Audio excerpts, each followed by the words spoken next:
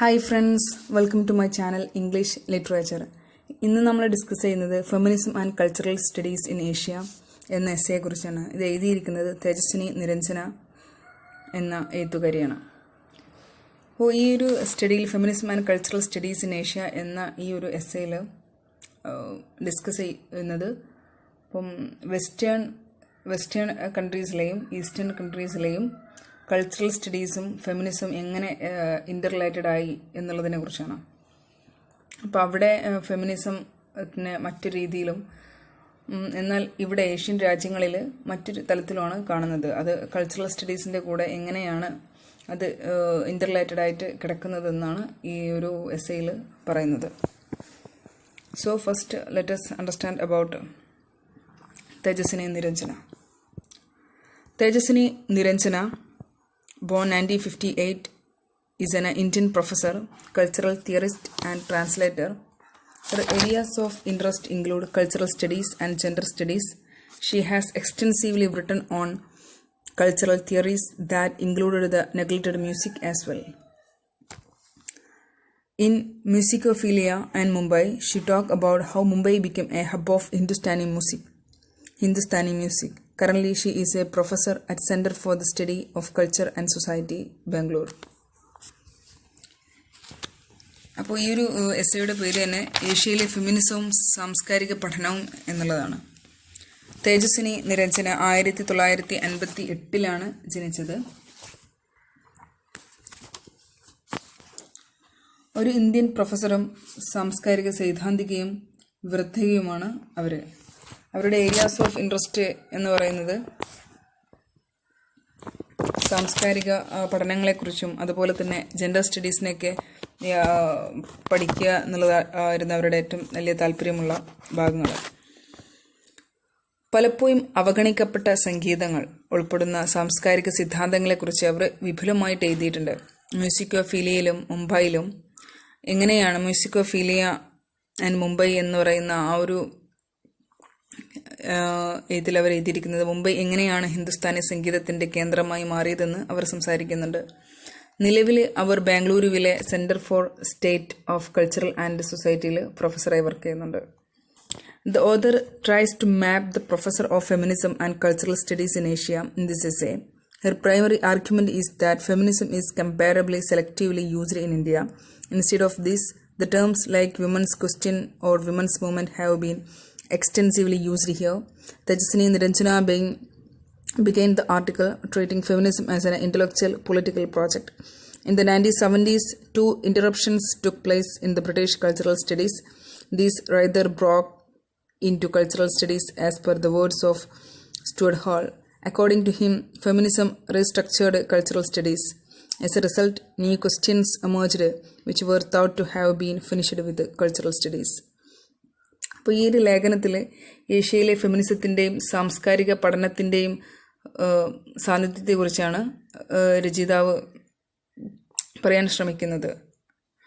അപ്പോൾ ഇന്ത്യയിൽ ഫെമിനിസം താരതമ്യേന തിരഞ്ഞെടുത്ത രീതിയിലാണ് അത് ഉപയോഗിക്കുന്നത് എന്നതാണ് അവരുടെ പ്രാഥമിക വാദം. ഇതിനു പകരം സ്ത്രീകളുടെ ചോദ്യം അല്ലെങ്കിൽ women's question or women's movement എന്ന് പറയുന്നത് ഇവിടെ വ്യാപകമായിട്ട് ഉപയോഗിക്കുന്നുണ്ട്. തേജസ്വിനി നിരഞ്ജന ഫെമിനിസത്തെ ഒരു ഭൗതിക രാഷ്ട്രീയ പദ്ധതിയായി കൊണ്ടാണ് ലേഖനം ആരംഭിക്കുന്നത്.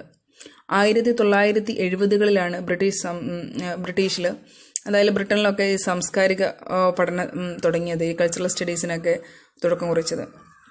സാംസ്കാരിക പഠനത്തിന് 2 തടസ്സങ്ങളുണ്ടായി.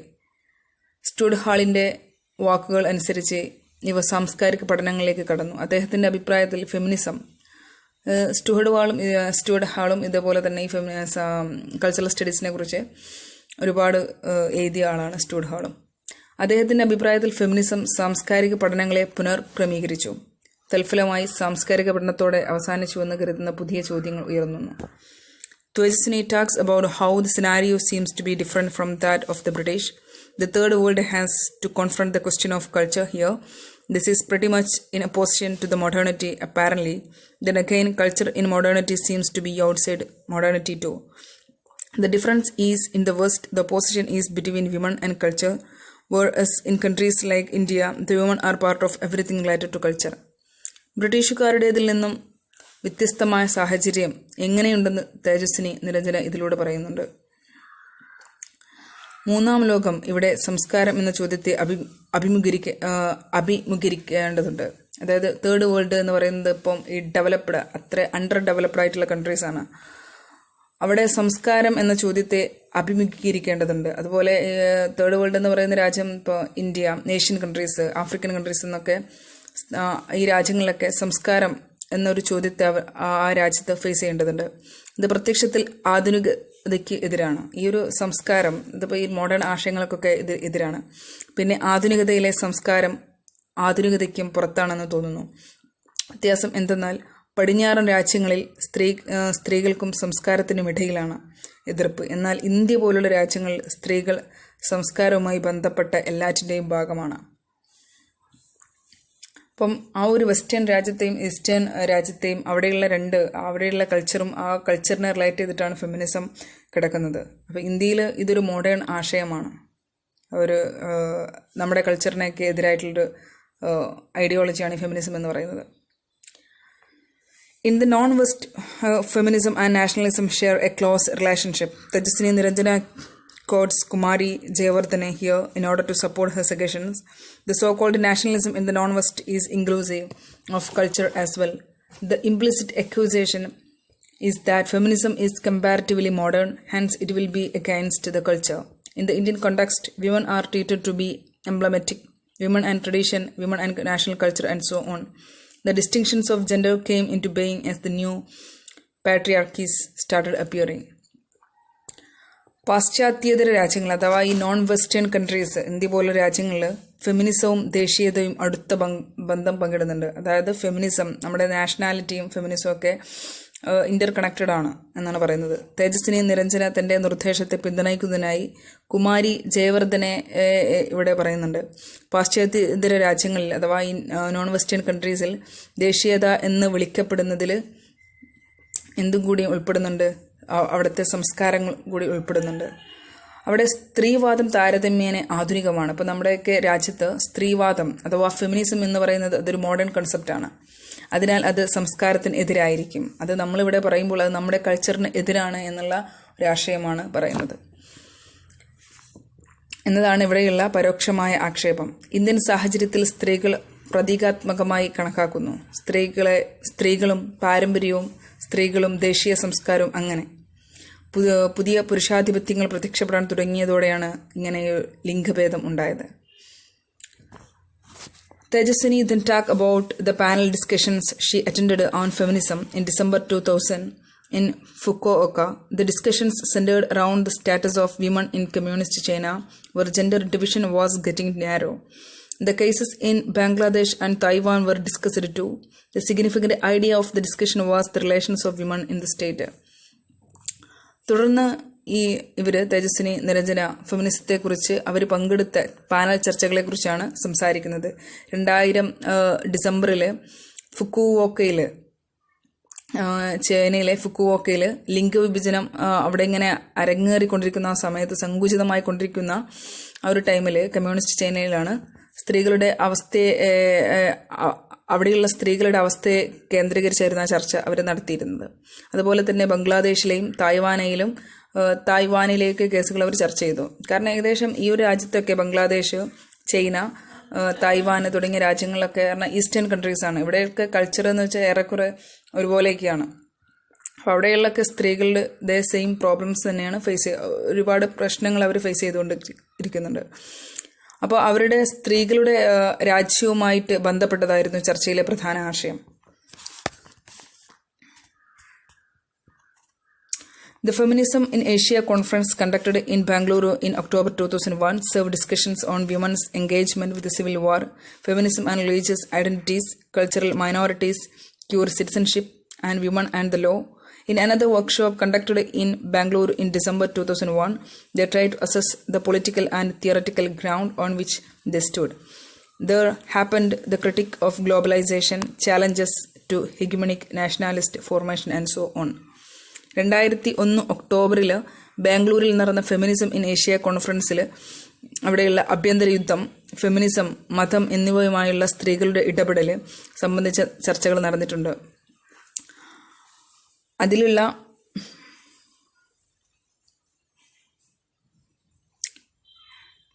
സാംസ്കാരിക ന്യൂനപക്ഷങ്ങൾ, ക്വിയർ പൗരത്വം, സ്ത്രീകളും നിയമവും, ഇതൊക്കെ സംബന്ധിച്ചായിരുന്നു ആ ഒരു ചർച്ചയിൽ ഉള്ള തീംസ് എന്ന് പറയുന്നത്. 2001 ഡിസംബറിൽ ബാംഗ്ലൂരിൽ നടത്തിയ മറ്റൊരു ശില്പശാലയിൽ അവർ നിലകൊള്ളുന്ന രാഷ്ട്രീയവും സൈദ്ധാന്തികവുമായ അടിത്തറയെ വിലയിരുത്താൻ ശ്രമിച്ചു. ആഗോളവൽക്കരണത്തിൻ്റെയും വെല്ലുവിളികളുടെയും വിമർശനം അവിടെ നടന്നു. ആധിപത്യ ദേശീയവാദ രൂപീകരണങ്ങളിലേക്കും മാറ്റം സംഭവിച്ചു. The meeting in Seoul brought some pressing issues into the mainstream. One among them was different people confront different issues in different regions of Asia. Along with this, new subjectivities came up, as seen in the sex workers movement in South Korea. സിയോളിലെ യോഗം ചില പ്രധാന വിഷയങ്ങൾ മുഖ്യധാരയിലേക്ക് കൊണ്ടുവന്നു. അവയിലൊന്ന്, ഏഷ്യയിലെ വിവിധ പ്രദേശങ്ങളിൽ വ്യത്യസ്ത ആളുകൾ വ്യത്യസ്ത പ്രശ്നങ്ങളെ അഭിമുഖീകരിക്കുന്നുണ്ട്. ഇതോടൊപ്പം തന്നെ ദക്ഷിണ കൊറിയയിലെ സെക്സ് വർക്കേഴ്സ് പ്രസ്ഥാനത്തിൽ കണ്ടതുപോലെ പുതിയ ആത്മനിഷ്ഠതകൾ ഉയർന്നു വന്നു. Bringing the feminist issue into an Indo-Asia cultural studies frame has foregrounded the cultural question women in Asia undertake, opened up the issue of colonial modernity, Asian modernities, initiated investigation into the problems of translation in relation to the formations of the vocabularies of social criticism, argued to rethink the political or their investment in political. അപ്പോൾ feminist പ്രശ്നങ്ങളെ ഒരു അന്തർ Asia സാംസ്കാരിക പഠന ചട്ടക്കൂടിലേക്ക് കൊണ്ടുവരുന്നതിന് എന്ത് ചെയ്യണം? ഏഷ്യയിലെ സ്ത്രീകളുടെ സംസ്കാരത്തെ മുൻനിർത്തി ഏറ്റെടുക്കുക, കൊളോണിയൽ ആധുനികതയുടെ ഏഷ്യൻ പ്രശ്നം തുറന്ന് കാണിക്കുക, സാമൂഹിക വിമർശനത്തിൻ്റെ പദാവലി രൂപീകരണവുമായി ബന്ധപ്പെട്ട് വർത്തനത്തിൻ്റെ പ്രശ്നങ്ങൾ അന്വേഷണം ആരംഭിച്ചു. രാഷ്ട്രീയ പുനർചിന്തനം ചെയ്യാൻ പ്രേരിപ്പിക്കുന്ന രാഷ്ട്രീയത്തിൽ നിക്ഷേപം. The investment in the political. രാഷ്ട്രീയത്തിൽ നിന്ന് രാജിവെക്കുക എന്നതിനർത്ഥം ആ രാഷ്ട്രീയത്തിൽ താല്പര്യം കുറയുക എന്നതാണോ എന്നാണ് ചോദിക്കുന്നത്. Does resignifying of politics mean a decline of interest in politics? Since the feminist do participate in the debates around the globe regarding culture and related ideas, it is no wonder that feminism has entered the cultural studies. രാഷ്ട്രീയം രാജിവെക്കുക എന്നതിന് അർത്ഥം അതിലുള്ള രാഷ്ട്രീയ താല്പര്യം കുറയുക എന്നാണോ? സംസ്കാരത്തെയും അനുബന്ധ ആശയങ്ങളെയും കുറിച്ചുള്ള ലോകമെമ്പാടുമുള്ള സംവാദങ്ങളിൽ ഫെമിനിസ്റ്റുകൾ പങ്കെടുക്കുന്നതിനാൽ ഫെമിനിസം സാംസ്കാരിക പഠനങ്ങളിൽ പ്രവേശിച്ചതിൽ അതിശയിക്കാനില്ല. Then Tejaswini Niranjana then talks about the Indian scenario of feminism. She deals with it especially in relation to the cultural studies courses because of the emergence of women's studies in India. Many interdisciplinary courses started appearing in abundance, which changed the cultural studies discipline totally. തുടർന്ന് Tejaswini Niranjana ഫെമിനിസത്തിന്റെ Indian സാഹചര്യത്തെക്കുറിച്ചാണ് സംസാരിക്കുന്നത്. പ്രത്യേകിച്ച് സാംസ്കാരിക പഠന കോഴ്സുകളുമായി ബന്ധപ്പെട്ട് അവരത് കൈകാര്യം ചെയ്യുന്നു. ഇന്ത്യയിൽ സ്ത്രീ പഠനത്തിന്റെ ആവിർഭാവം കാരണം നിരവധി ഇന്റർ ഡിസിപ്ലിനറി കോഴ്സുകൾ ധാരാളം പ്രത്യക്ഷപ്പെടാൻ തുടങ്ങി. ഇത് സാംസ്കാരിക പഠന ഒരു മേഖലയെ തന്നെ മൊത്തത്തിൽ മാറ്റി. Towards the next part of the essay, we see the author listing out some of the best academicians and thinkers of the Indian feminist movement.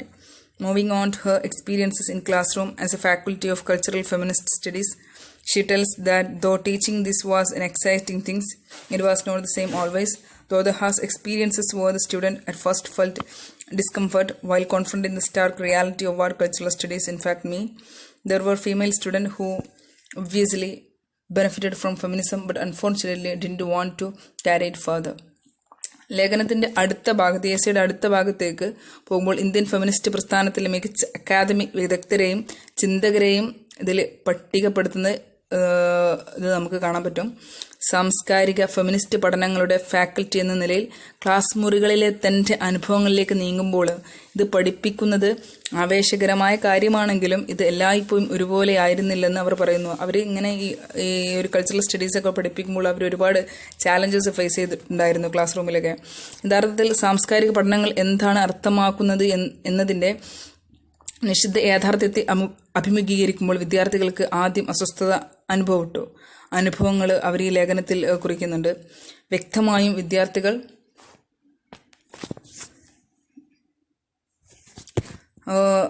അതിൽ നിന്ന് ഫെമിനിസത്തിൽ നിന്ന് പ്രയോജനം നേടിയിട്ടുണ്ടെങ്കിലും നിർഭാഗ്യവശാൽ അതൊന്നും അവർക്ക് മുന്നോട്ട് കൊണ്ടുപോകാൻ അവർ ആഗ്രഹിച്ചിട്ടില്ല.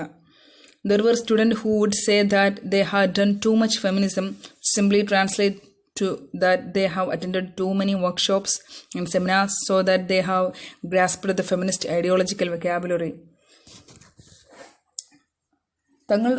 ഞങ്ങൾ വളരെയധികം ഫെമിനിസം ചെയ്തു എന്ന് പറയുന്ന വിദ്യാർത്ഥികളുണ്ടായിരുന്നു. അതിനർത്ഥം അവർ വളരെയധികം വർക്ക് ഷോപ്പുകളിലും ഇതുപോലുള്ള സെമിനാറുകളിലും പങ്കെടുത്തതിനാൽ ഫെമിനിസ്റ്റ് പ്രത്യയശാസ്ത്ര ഒരു ഫെമിനിസ്റ്റ് ഐഡിയോളജിയുടെ ഒരുപാട് പദാവലി അവർ മനസ്സിലാക്കി എന്നാണ്. What vexes the author is the lack of a complex, multi-layered, multi-linguistic history of contemporary feminism. Tejaswini Niranjana conclude the essay on a positive note that calls for attention to newer challenges. One such area that attract the author is pornography. She asks how are women implicated in the work of censorship. She advocates the need for expanding the focus towards cultural studies and film studies with the objective of finding the answer to feminist research question. അപ്പോൾ ഈ contemporary സമകാലിക ഫെമിനിസത്തിൻ്റെ സങ്കീർണവും ബഹുസ്വരവുമായ ബഹുഭാഷാ ചരിത്രത്തിൻ്റെ അഭാവമാണ് ഈ രചയിതാവിനെ വിഷമിപ്പിക്കുന്നത്. പുതിയ വെല്ലുവിളികളിലേക്ക് ശ്രദ്ധ ക്ഷണിക്കുന്ന positive കുറിപ്പിലാണ് Tejaswini Niranjana അവരുടെ ഈ ഒരു എസ്സേ അവസാനിപ്പിക്കുന്നത്. രചയിതാവിനെ ആകർഷിക്കുന്ന ഒരു മേഖല ഈ പോണോഗ്രാഫിയാണ്. അതിലുള്ള എങ്ങനെയാണ് സ്ത്രീകൾ സെൻസർഷിപ്പ് പ്രവർത്തനത്തിൽ ഉൾപ്പെടുന്നത് എന്ന് അവർ ചോദിക്കുന്നു. ഫെമിനിസ്റ്റ് ഗവേഷണ ചോദ്യങ്ങൾക്ക് ഉത്തരം കണ്ടെത്തുക എന്ന ലക്ഷ്യത്തോടെ സാംസ്കാരിക പഠനങ്ങളിലേക്കും ചലച്ചിത്ര പഠനങ്ങളിലേക്കും ശ്രദ്ധ കേന്ദ്രീകരിക്കേണ്ടതിൻ്റെ ആവശ്യകത അവർ ഇതിൽ വാദിക്കുന്നുണ്ട്. എന്താണ് കൾച്ചറൽ സ്റ്റഡീസ് എന്ന് പറഞ്ഞിട്ടുണ്ടെങ്കിൽ ഒരു സമൂഹത്തിൻ്റെ ഘടനയെ രൂപപ്പെടുത്തുന്ന ഒരു പൊതുവിശ്വാസങ്ങളുണ്ട്, വ്യവസ്ഥകളുണ്ട്, ആചാരങ്ങളുണ്ട്. ഇതിനെയൊക്കെ ചോദ്യം ചെയ്യുക എന്നതാണ് ഈ കൾച്ചറൽ സ്റ്റഡീസ് കൊണ്ട് ഉദ്ദേശിക്കുന്നത്. പിന്നെ ഒരു പ്രദേശ സംസ്കാരം എങ്ങനെയാണ് വ്യത്യസ്ത ലോകങ്ങളെ ഉൾക്കൊള്ളുന്നത്, അതിന് എങ്ങനെ ആ ലോകത്തെ മാറ്റാൻ കഴിയും എന്നൊക്കെയാണ് ഈ കൾച്ചറൽ സ്റ്റഡീസ് എന്നതുകൊണ്ട് ഉദ്ദേശിക്കുന്നത്. അതിൽ എന്തൊക്കെ ഉണ്ടാകുമെന്ന് വെച്ചിട്ടുണ്ടെങ്കിൽ നരവംശശാസ്ത്ര